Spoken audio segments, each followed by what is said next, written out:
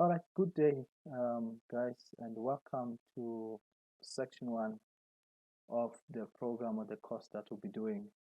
And I'm sure, as you might have heard during your induction, that this course is very interesting. It's an exciting course that will add a lot of value into your careers. Once again, my name is Pumezo Nyamela. I am presenting this course on behalf of Bizo. And I believe that you have a wonderful time. I want you to join me on a journey just to take you through section number one of this unit standard. Make sure you've got your slides in front of you because what I'll be doing is very simple. I'll be talking you through the slides, and I know that some of you might have questions that you might want to ask me. As it was discussed during the induction, if you've got any questions, feel free to WhatsApp me on the number that was provided to you. And you can always email the questions to that email address that we gave you. So I want us to get going. Section number one, we are looking at the planning and the preparation of an exercise session, which can be called an exercise program. As you might be aware that when you arrange a training or a workout, you don't just show up there with no plan. You have to plan. Just like coaches, they plan for their coaching sessions. They've got their logbooks and things like that. So we also, as trainers, and remember, you are being trained to be a group training instructor. And I know that in your case, you'll be focusing more on Pilates, but the principles of group training are all the same, regardless of the class that you are giving. Now, when you are looking at the plan or preparation for group training, there are a number of things that we need to understand, and I'll do my best to follow through your manual so that you are not lost. And the first thing I'll look at, I just want to give you some background information, just to give you some basic descriptions of aerobic exercise. Because if you talk about group training exercises are more aerobic than anaerobic. Of course, they do have some components of anaerobic training, which I will not talk to you about that now. Our focus today is group training, and I'll begin to talk to you about aerobic exercises. Now, what is aerobic exercises? I'm sure many of you have been to the gym whereby you attended an aerobic class in a studio. And now the question that we always ask, what makes that class aerobic? Now, the best way to explain it, aerobic activities, they've got to do with the heart muscle, which can also be referred to as the cardiovascular activities. Now, exercise is labeled as an aerobic exercise because it puts a bit of strain on the heart, meaning the emphasis of that activity is in your heart muscle. That's why we refer to them as aerobic activities. Now, the same name can be used to define cardiovascular workout, meaning somebody might say aerobic activity, somebody might say cardiovascular training, and somebody can describe it as endurance training, or another person can define it as stamina training. It's one and the same thing. It's any form of activity that challenges the heart muscle or that focuses on the heart muscle together with the respiratory system. So we refer to that as your aerobic training. Now, one of the common things that we have seen on aerobic training, or one of the common benefits or cardinal attributes of aerobic training, is that aerobic training is known to increase body temperature severely. Yes, of course, even anaerobic training does increase body temperature, but aerobic training does it more. So when you start doing aerobic training or aerobics or group training, one of the things you'll see is that your body temperature, it begins to rise. You begin to sweat, which that can lead to dehydration. Your heart rate, it shoots up.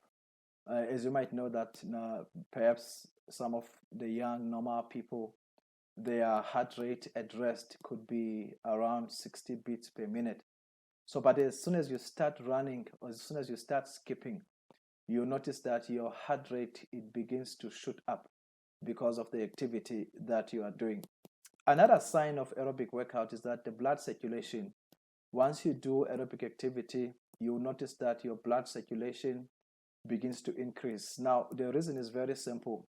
When you start running or you start skipping or swimming, whatever aerobic activity that you are doing, now the heart muscle begins to feel a demand to pump out a lot of oxygenated blood into the working muscle. So that's the cause of an increase in blood flow. As I've indicated earlier on, you begin to experience a very drastic increase in your heart rate.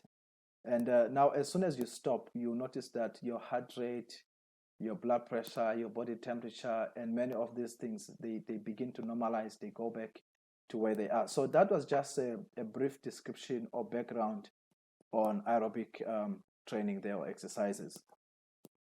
Now, one of the key elements that we've been asked or what we have seen as exercise science or specialists or fitness trainers, people often ask, what are the benefits of aerobic activity? Now, the benefits of aerobic activity, I'm sure you have also heard. One of the benefits is weight loss. We are all aware that if a client or a participant or a friend wants to lose weight, one of the exercises you would recommend is that the person must do a lot of aerobic activities. Now, aerobic activities are a lot. I'll show you a list a little later on. The person can choose what the activity that he or she would like to do. So, but one of the things we've seen that weight loss can be achieved through aerobic activity. Of course, nothing works in isolation. If you want to lose weight, a good aerobic workout that is combined with a good diet, the two things, they work hand in hand. And also, aerobic activity has been seen to improve your resting heart rate.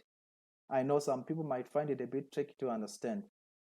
Now, remember, when you begin to exercise, the immediate response to exercise is an increased heart rate and many other things, as we have mentioned in the previous slide. But now I'm talking to you about the long-term effects of aerobic training.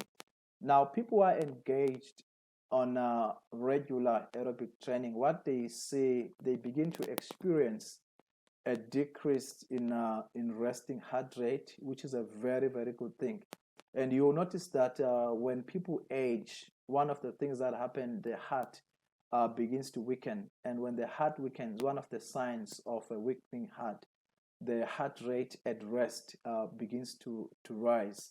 And I'm sure later on I'll get to show you how to calculate your resting heart rate, which is a very simple formula.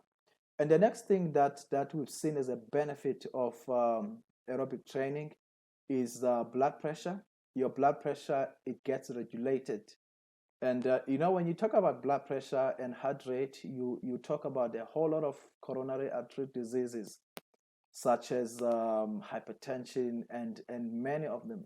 So people engage in regular aerobic activity, they tend to experience the benefit of having a very low or regulated blood pressure. Remember, people who live a sedentary lifestyle, which is people who don't exercise, one of the dangers they have is the danger of hypertension. Hypertension is the same as high blood pressure.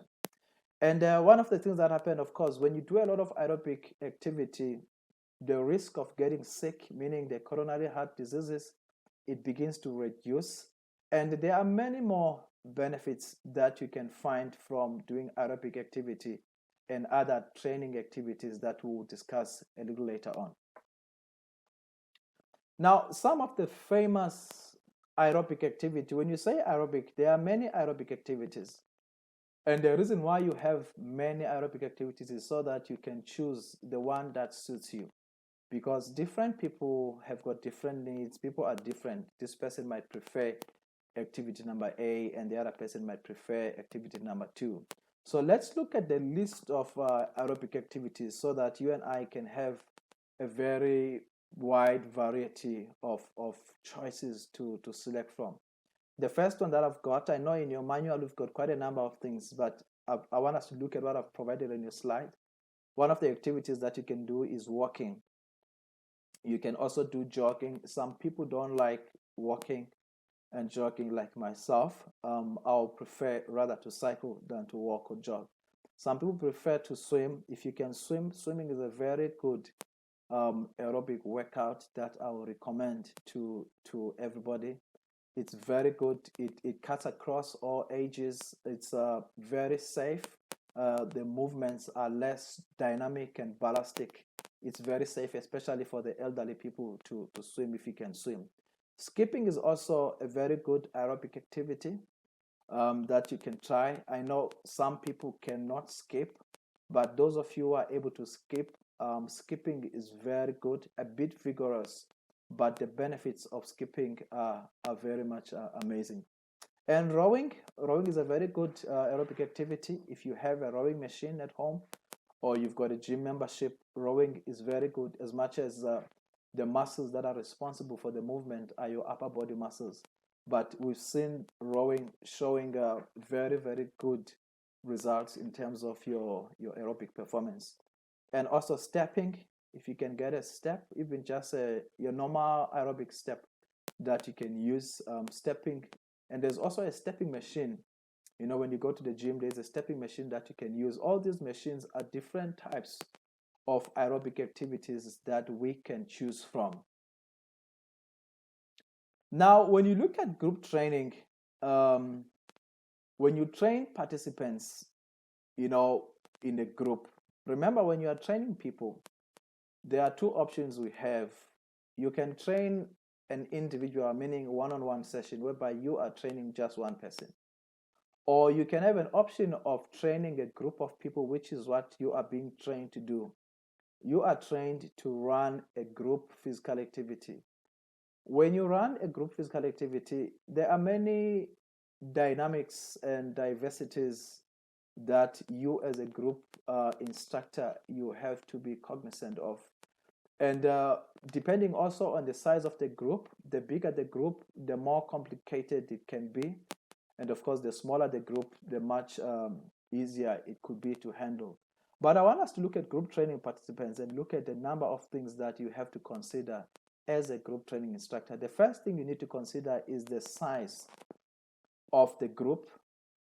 Now, as group training instructors, we have to look at the facilities that we have and determine how many people can they host, you know, in one session. For example, if you are using your garage to train your family, you need to look at the size of the garage and begin to think how many people can fit comfortable in my garage.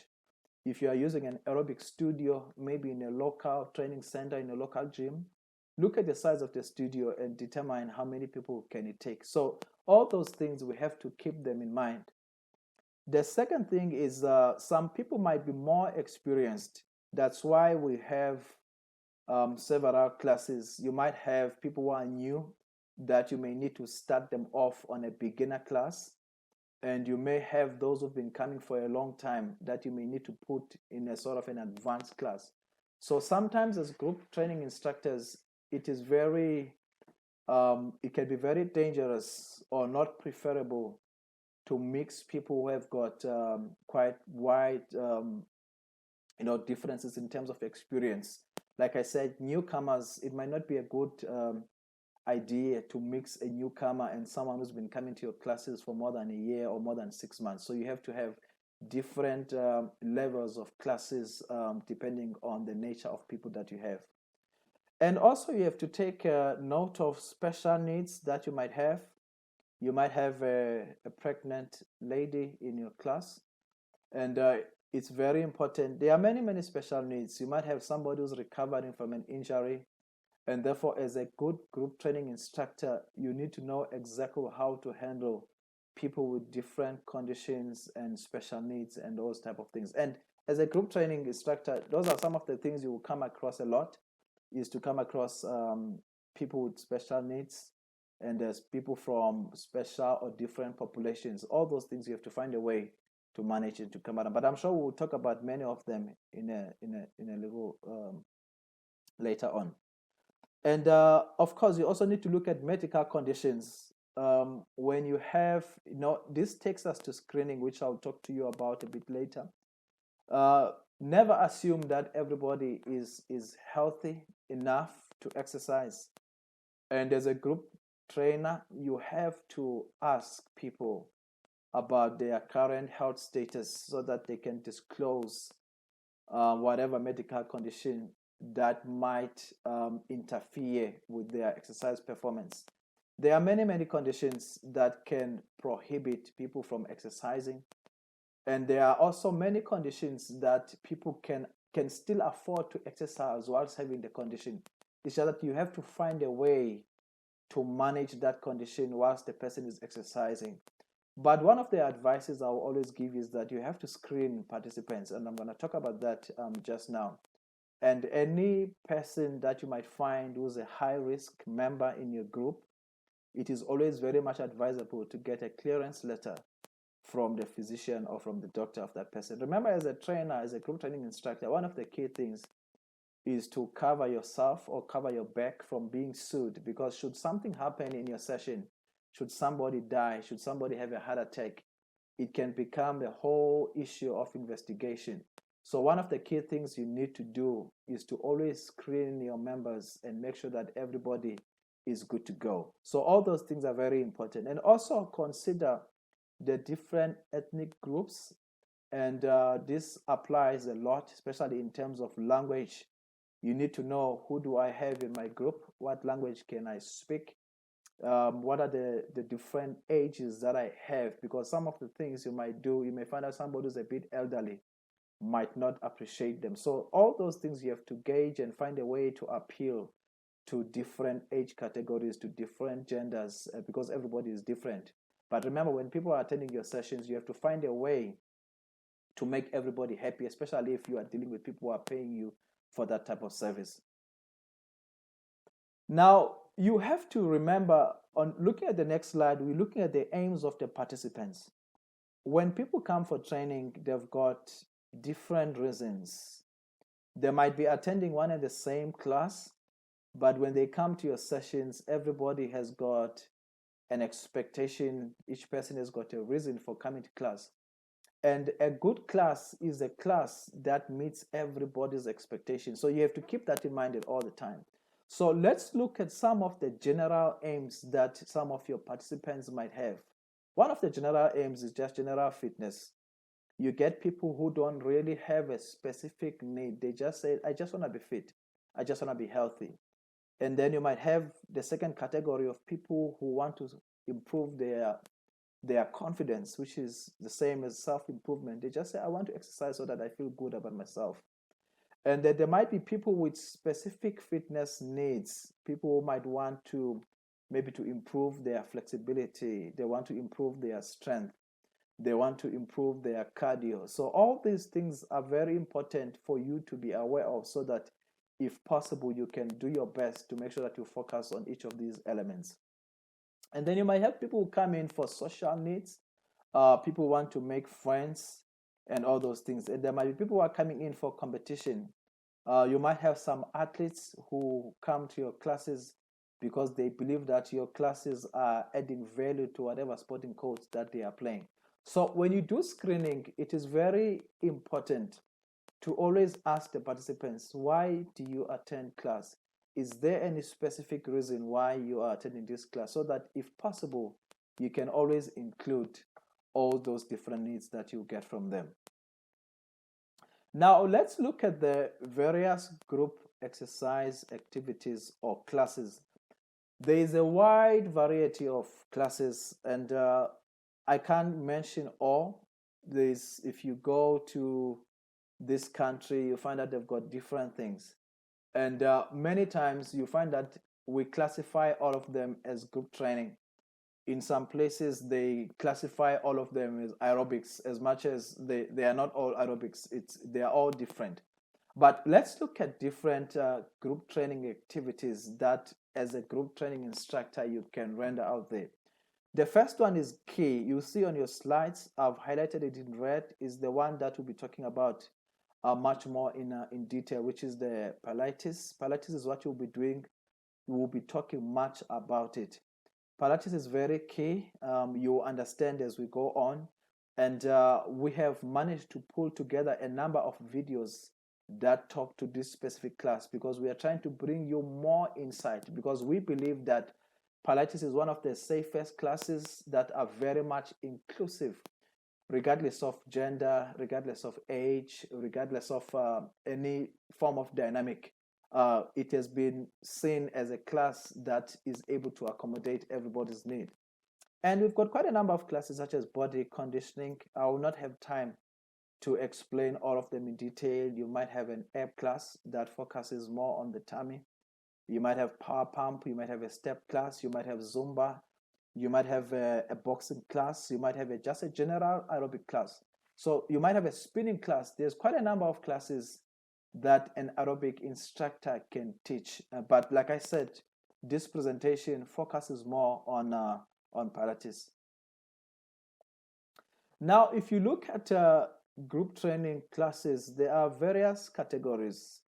We categorize classes because people are different, and they've got different exercise experiences. So if you look at this slide, categorizing, basically it helps the people to choose what would be more convenient for them. The first thing you see there, we've got classes that can be advanced, intermediate, or classes that are for beginners. So here you see different stages. As you can see, that a beginner class will be good for somebody who does not have exercise experience.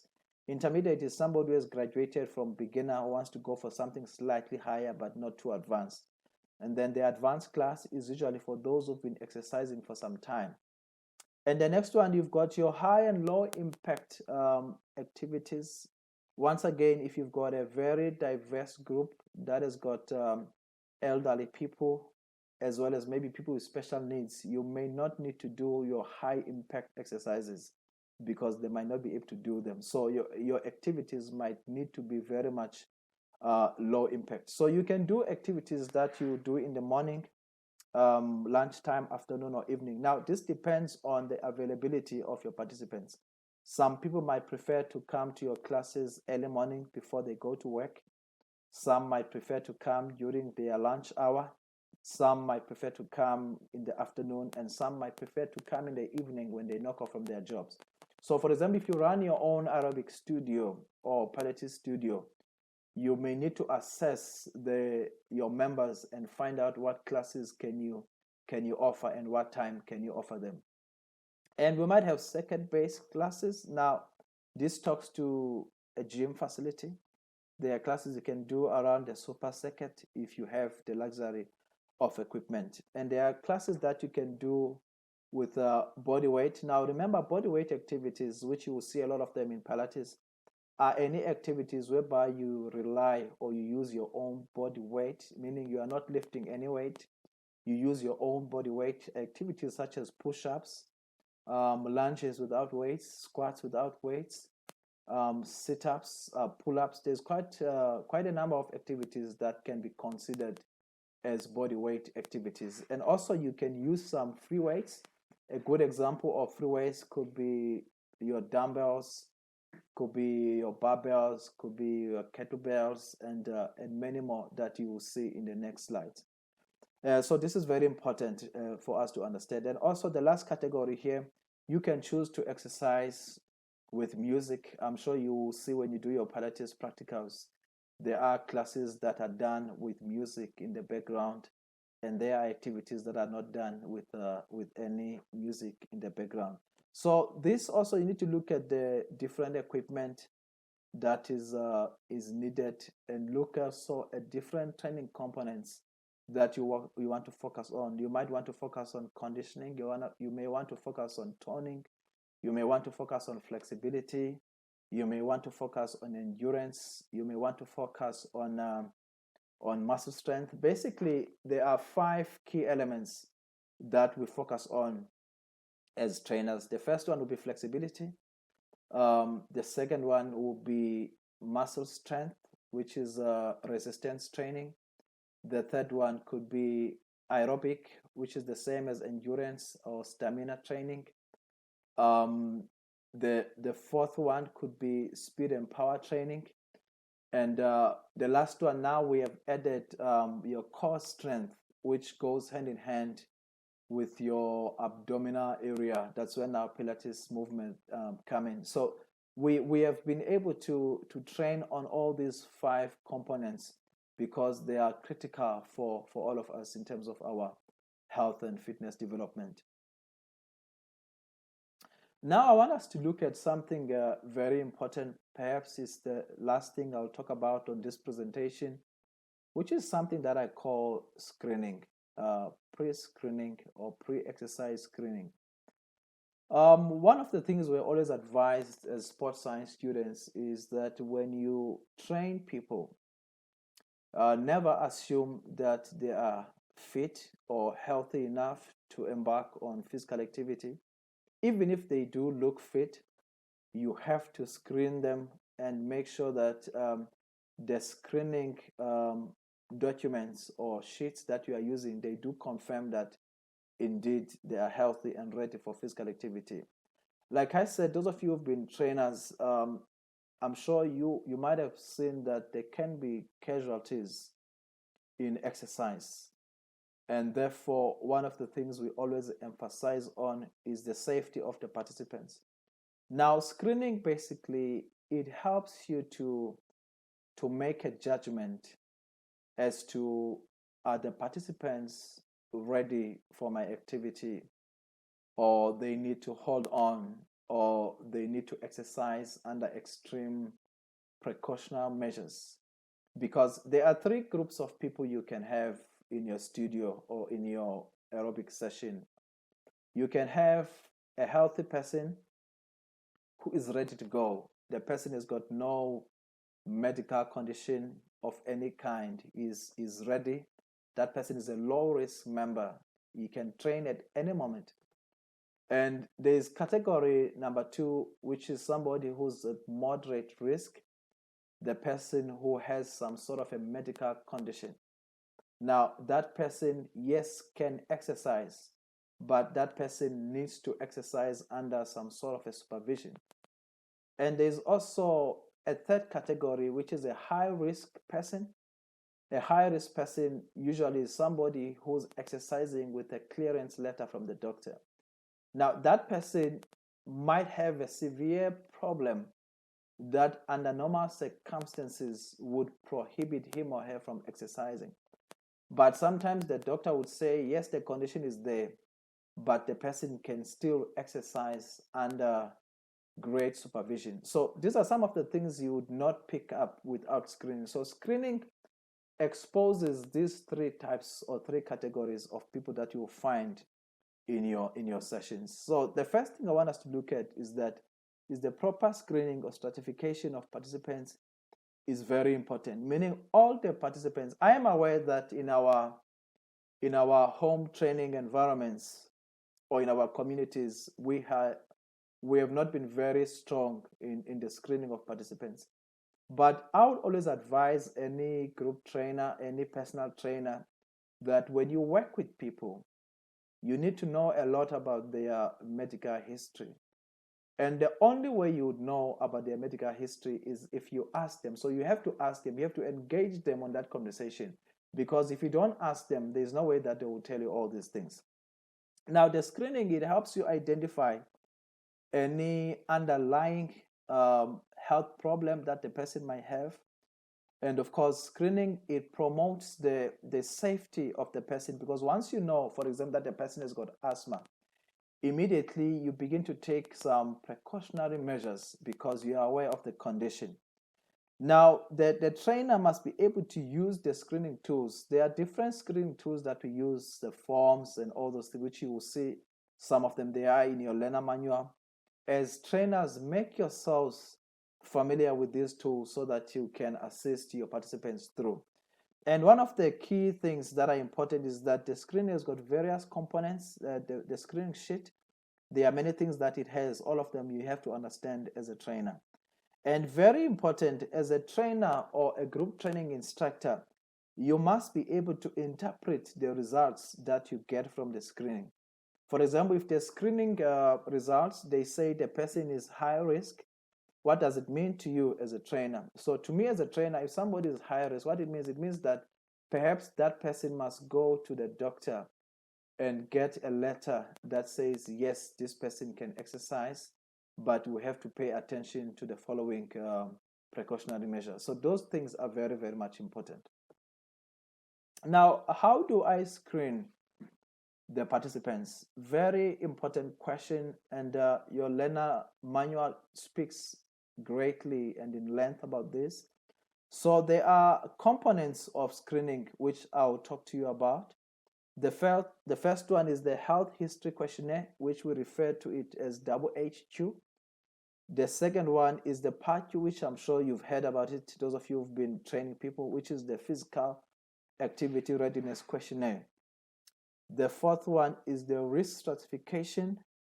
And then number 4 is the informed consent form, which we'll look into this just now. Now, let's begin with the HQ, which is the health history questionnaire. Now, what is the HQ? A HQ basically is the medical diagnosis. That's when you give a person a form that has got basic questions that he or she should answer. Now, those questions are intended to reveal any medical condition that the person might have. Now, the HQ also will expose the history or symptoms of some of the diseases that the person might have. Sometimes they might not be aware that they have a certain condition, but as you begin to interrogate them using the screening form, you might notice that this person has got signs of a condition that could be tampered with if the person is exercising. And also the HQ also, it gives us family history, because there are families, I believe all families have got some sort of history. So some families might have a history of cancer. Now, when we talk about history, we are talking about mainly the immediate family, such as mother, father, brother, sister. Now, these things are important. For example, if your mother is suffering from hypertension, now it's not something that you can ignore, because whatever is in your family, it's not far from you, as much as you might not have it. But if it's somewhere around your house, there's a good possibility that you too might suffer from the same condition now or later. So what exercise does, rather it puts you away from it, because by exercising, you actually decrease the chances of getting that condition. Now, also the HQ, it helps us to expose the previous physical examination.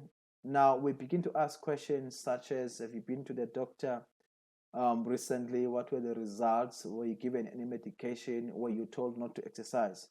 And also, we look at recent illnesses. Was the person hospitalized? Did the person undergo any operation recently? Is the person taking any medication? Does the person have got any allergies? So all these things, we have to ask them, directed by the screening form. And also, we look at health habits that is under HQ, such as the diet. Is the person eating healthy? Is the person stressed? Is the person smoking? Is the person drinking or consuming alcohol? So all these things, they determine the score, and they also determine whether the person is ready to exercise, or rather he should get a clearance letter from the doctor. Also very important for ladies is the pregnancy status. Usually when we screen participants, as soon as we find out that you are pregnant, immediately it puts you on a high risk. If you have someone who's pregnant in your studio or in your group, I would advise that you should get a clearance letter.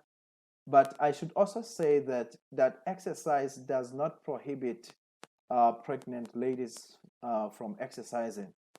You can exercise until the last trimester. There's no way that you can be stopped. But however, exercise can complicate maybe an underlying condition that you have. And you can get some of these forms in your manual, such as the HQ. You can find it in your manual.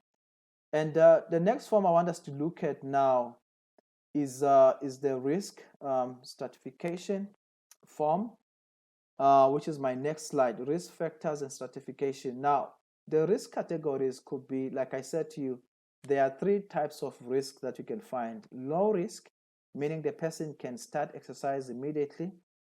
Moderate risk, meaning the person may exercise immediately, but with a bit of supervision and precautionary measures there. High risk means that the person can exercise if given permission by the doctor. I hope it's very easy and clear for you to understand.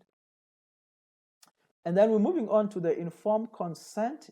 Now, the informed consent form is basically, even if the person has been screened and the screening says he's healthy, is ready to go, we need something in writing that says the person is giving permission to you as a trainer to exercise him or her. Now, we refer to that form as an informed consent form. That's when the person says, I give you permission to train me, and should something happen to me whilst I'm training in your facility, I will not blame or sue you.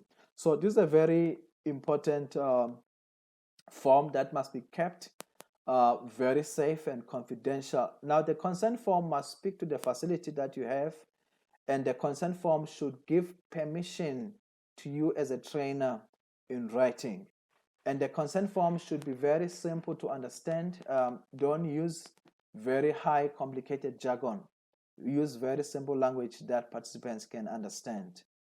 And basic information that you must include there is the purpose of the consent form, the degree of exercise supervision, and the benefits and the risk of participating in that exercise.